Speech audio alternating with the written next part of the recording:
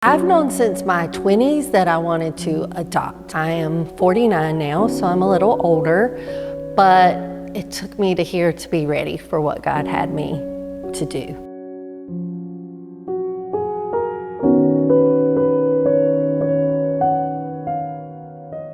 So I guess it was about in my early 40s that I was like, okay, it's starting to come around now. Things are starting to come together.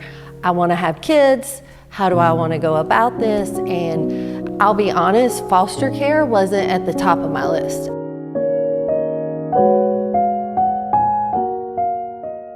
I was talking to one of my very best friends, and she grew up homeless a lot of her life and was in and out of foster cares.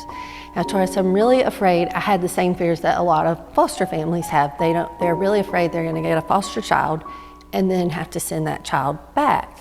And she said, if I had not had people in my life that came along and took me in when I needed them to, I would not have become the person I am today. And that's kind of when I said, okay, God, it's really not about me.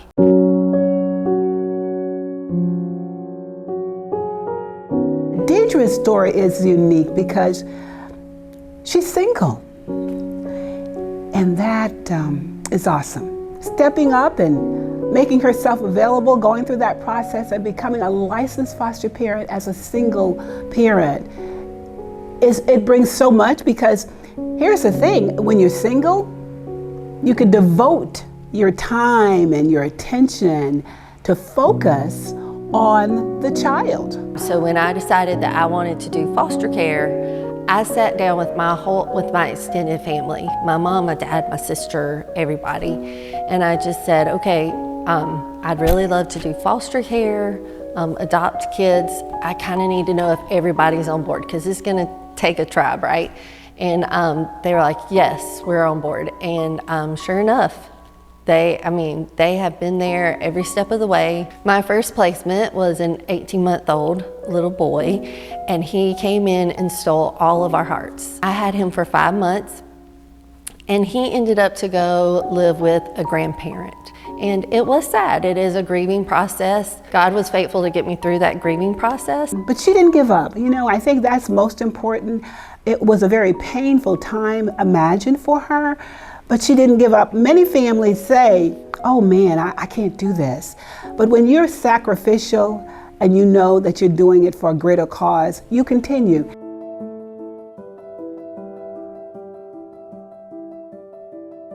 Stanley came home with us, and Bryce was living just down the street, not far from us, with his foster family. So he started to come and visit with us on the weekends and just come see Stanley. He came the first day with his foster mom and just visited, just literally a couple days after Stanley came home.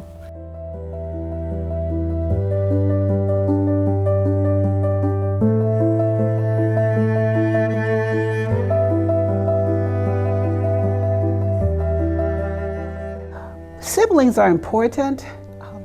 Finding families that'll take siblings is important.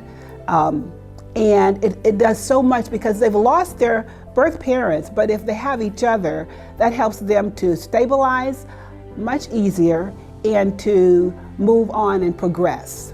I think there's a certain amount of fear, whether you're having a baby, fostering a child, or adopting a child. Like, there's a fear, right? I'm responsible for this human being, 2 human beings.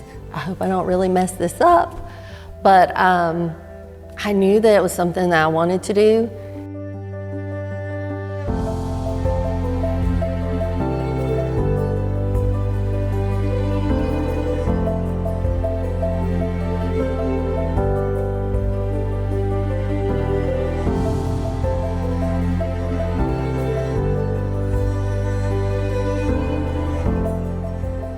This is their first Christmas that this is home, their new last name, all of the above. So it's a special Christmas for sure.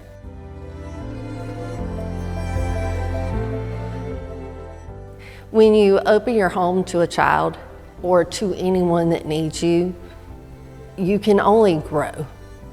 If you do it right, if you love the child like you should, And if they did leave, man, it's gonna hurt, right? Like, there's no way around it.